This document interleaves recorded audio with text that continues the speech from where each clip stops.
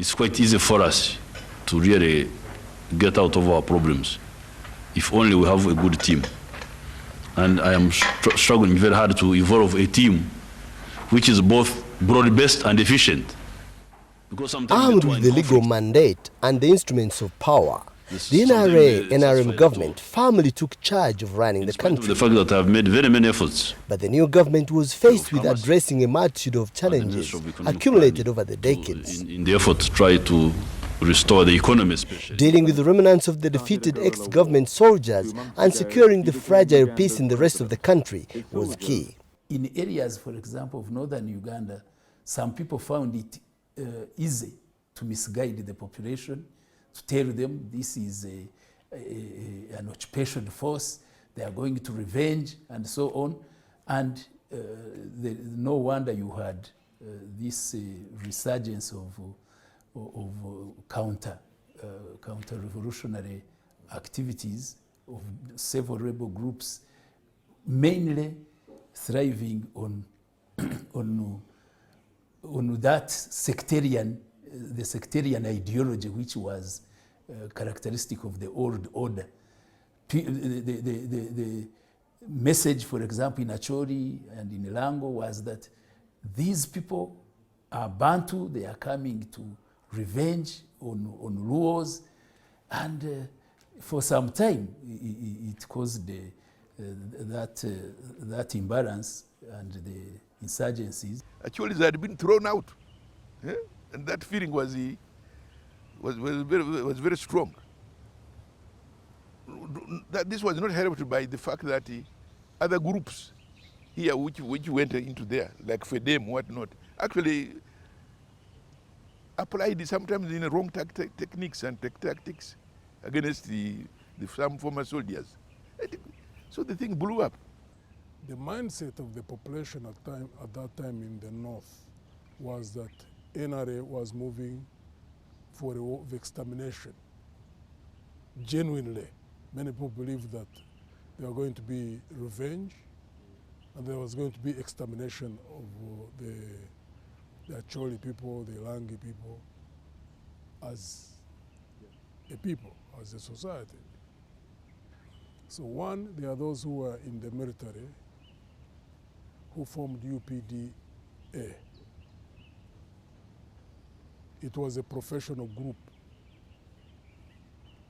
They had leaders who were politicians, they had the military officers. Most of them had been in UNLA. The first special forces that Uganda had was predominantly from Teso. About 90% of them were from Teso. So when the government fell in 1986, they believed they had sufficient guns and sufficient manpower to take on the government. And in doing that, they began to reorganize themselves with those guns. Of course, there were guns that went to the tune of about 1,000 plus, which were constituting a bigger majority of special forces. Now, the overall command of special forces was called Itilerego. And then he had his junior commanders and senior commanders who were mostly from Teso. And then the external groups like Pitotai, the Anyotis, were all from Teso, began encouraging them that they will get external support. So they began forming up into a formidable rebellious force. Some of those groupings we expected because like all the groups in which were formed were from the history of our country.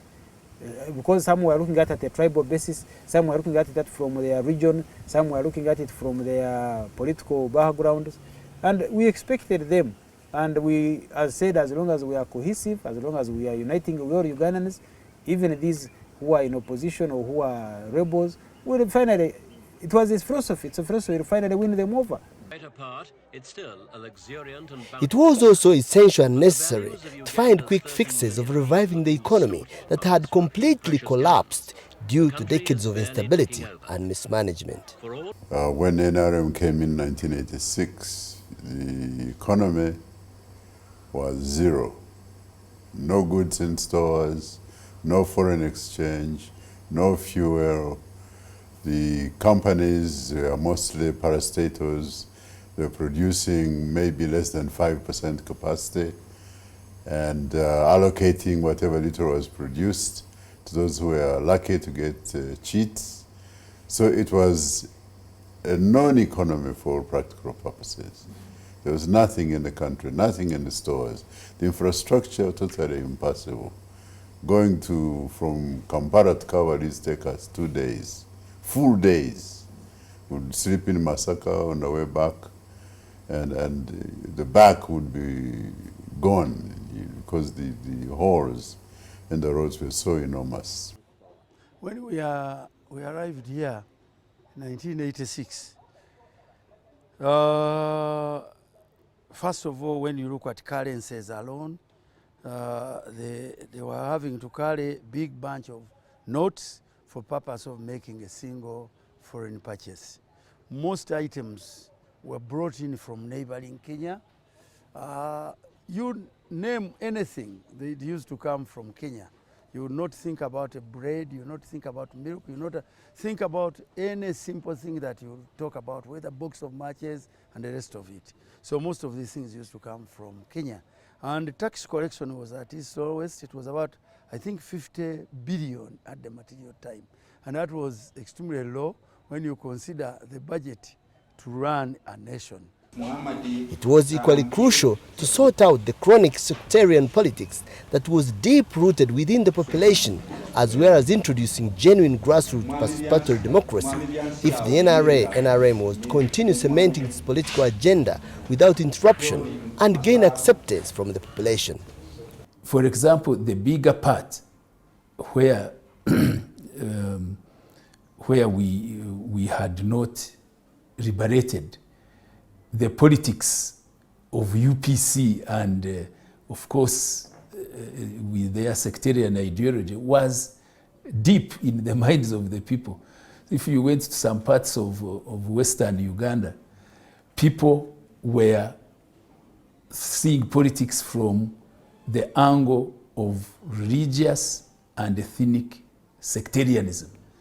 And this could be seen when we were establishing the early committees, resistance councils and committees.